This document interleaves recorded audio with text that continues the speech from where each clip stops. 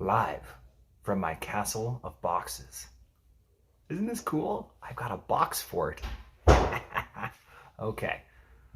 Took me a minute. I was late trying to get, the lighting in the box fort isn't the greatest, but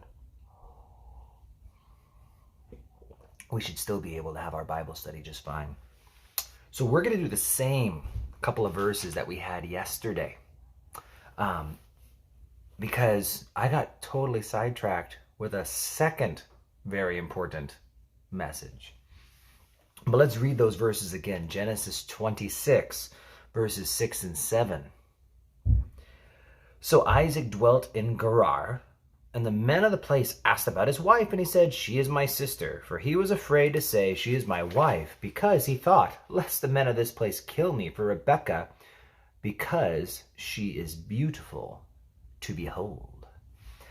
So, here's the catch, is Abraham was a righteous dude, right? I mean, Abraham obeyed God. He moved out from his family to go to a place he didn't know even where he was going. God's just like, you start walking and I'll lead you and guide you. That's why he's called the father of the faith, right? And Abraham, in obedience, was willing to sacrifice Isaac in Genesis 22. And we see all these stories of the great faith of Abraham. But just like you, just like me, the men of the Bible are all fallible men, and they make mistakes. And one mistake that we see Abraham make not once, but twice, is when he went down to Egypt, he said that Sarah was not his wife, but his sister. So Abraham does the same thing 2 times, lies about his wife, calling her his sister, and it creates all sorts of trouble. Well, looky here. What do we find Isaac doing? The exact same thing. And so, as the old saying goes, of which many a parent should probably tattoo right there on their forearms. So every time you reach for something, you see these words, more is caught than taught.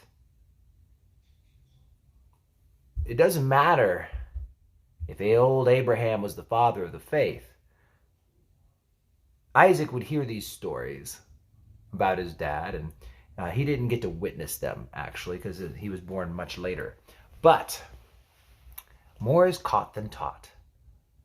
We can't teach our children to live a certain way when we don't live that way. We want our kids to love God, but when opportunities present itself, we sleep in, we skip church. I'll toss this out here, is that if we treat Sunday morning church like an obligation, our children will believe it is simply an obligation.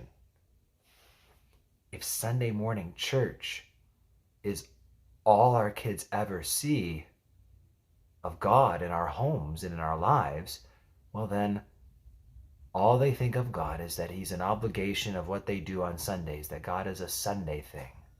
It's a place you go and a thing you do. When our kids know that there are more opportunities for us to be worshiping the Lord and seeking his face, and they know that we choose to not do them, our kids know then. I mean, they're seeing our faith, right? I mean, you say you have faith without works, but I'm going to show you my faith by my works. That's what James is talking about, is that we can say whatever we want, but people care much less about what you say compared to what you do, right? They're going to watch you and they're going to see what you do. I went on a limb, and at a father-son retreat, I called out Judah from the crowd. And he had no preparation because I felt I had to be honest, and I was like, I'm not going to prepare him for this. And I just called out my son and said, Judah, if you ever wake up in the middle of the night before the sun and you see Dad, where's Dad? He's like, you're sitting on the couch. And I said, and what is your dad doing? He's like, and you're on your phone. I'm like, oh, lose. But Judah, what am I doing on my phone? He goes, well, you're reading your Bible. I go, thank you. Saved. But my son, at least his own testimony was, he knows where he'll find me every morning. He knows where to expect me to be. He knows where to expect to be Sunday mornings and Sunday nights. And he knows what night of the week is the youth Bible study. And he knows what night of the week is the women's Bible study. And he knows where we'll be. And obviously the only reason that Nicole and I are in these places is because we're pastors, and that's what, or I'm a pastor, right? And that's what we do. I hope not. I hope it's because we're Christians. That's what Christians do. When you love someone, you try and spend time with them. And we need to demonstrate that in front of our children. Our children will learn about what marriage looks like, not by what you teach them by saying, but what they watch in your marriage. And I elevate marriage in front of my kids. I try. I don't always treat my wife the way she deserves. She'll always deserve more than I could probably ever offer her. But quite often, if one of the kids interrupts me, I will look at them and say, I'm talking to my wife. And it's not your mom, it's my wife. And I emphasize that to them so that they understand that she has a special position because she's my wife. And I hope that my girls will catch that they deserve to be in a special elevated position because they are a bride, right? That's something they need to catch. Kids need to catch us as they see us do more than just pray a cheap, quick prayer. Because that's the other thing, it is if the only prayers our kids know are these dinner time prayers that are quick and over, that's what prayer is going to be to them. Prayer is a short list of thanks and needs. Because more is caught than taught. You can't read the Bible with your kids and talk about prayer, but then every night demonstrate to them that we rush a quick prayer before we eat.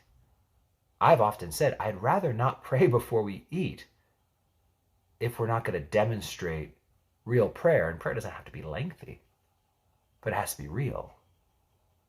And so, more is caught than taught. Forearm tattoo. I'm just saying, it wouldn't hurt you. Because it's just that reminder again and again and again. The way we treat our spouses, the way we parent, the way we relate to God, these are all the things our children are watching. And it stands out. When we see our parents do things of integrity, we will catch that integrity. When we see them living out honorably, kids will catch that honor. When we are lazy or hypocritical, we'll teach that too. No pressure now, right? No pressure. Other than everything you do is being watched, and those children's entire lives are depending on the model you set for them. Grandparents can model these things too. In fact, kids can very quickly see the difference between mom and dad and grandma and grandpa. Why is there a difference? Hopefully, hopefully there is no difference. Hopefully both people are hitting home runs, right? I mean, that's what we want. But why is grandma so faithful and mom is not? Why is dad so spiritual and grandpa doesn't care? I mean, that's it. We want to see that consistency in our whole family. And if you're a grandparent, you can't change your kids. Those kids belong to them, but you can do your best to model it. And if you're the grandparent and you've got godly kids, hey, that's great. Just, keep it going. But that's the catch, is that more is caught than taught. More is caught than taught. I don't care what you tell your kids. If you don't show it to them, it's not going to stick. Your words will be worthless. And just like Dad, when temptation comes to them, when the hard times come, they'll remember, oh yeah, I'll call her my sister, because that's what my dad did. So,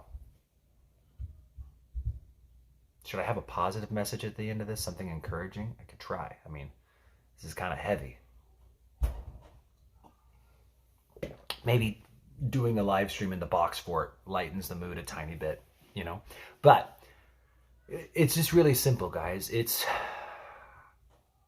I shared something on our church group yesterday where Caleb was talking about how at men's Bible study they invited a homeless guy in and seemed like he was possessed by a demon. They're praying for him and for deliverance, and it was kind of a cool story. And it might sound unique or different, but I just told him when I heard it, I say, hey, it's cool to see what happens when Christians start acting like Christians. And that's all it really is. The guy got invited in because Christians were acting like Christians, and demonic activity seemed to come out of the woodworks because Christians were acting like Christians, and it was getting dealt with biblically because Christians were acting like Christians. And when we're struggling to figure out how to handle our kids, we just need to start behaving like Christians. Just getting back to the Bible and obeying the simple commands. Simple is not easy. Simple is not easy, but it is direct, right? Simple is not easy to do, to accomplish, but it's not confusing. The Bible doesn't have a lot of confusing commands. Love God with all your heart, soul, mind, and strength. It's simple. It's hard, but there's no confusion about what God is asking of us. Seek him and seek him earnestly. Pray without ceasing. It's simple. God will give the strength. And if you need help being a parent, God will give the strength. But make sure you're being obedient to the simple things you've been called to do. I'll just share one verse because it's simple.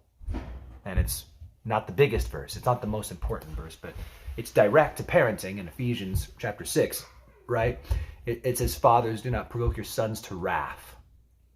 That's one simple thing we need to be obedient to, is remembering as we try and train these kids up that especially if they believe they're being talked down to by a hypocrite, it's going to make them upset when we ask of them things that we aren't doing ourselves. And so don't provoke your kids to wrath. Love them, help them, assist them, aid them, guide them, and most of all, be a role model for them. How to love God, how to love your spouse, and how to be a Christian. So, kudos, cheers, and all those other great things. I'm tuning out from the box fort.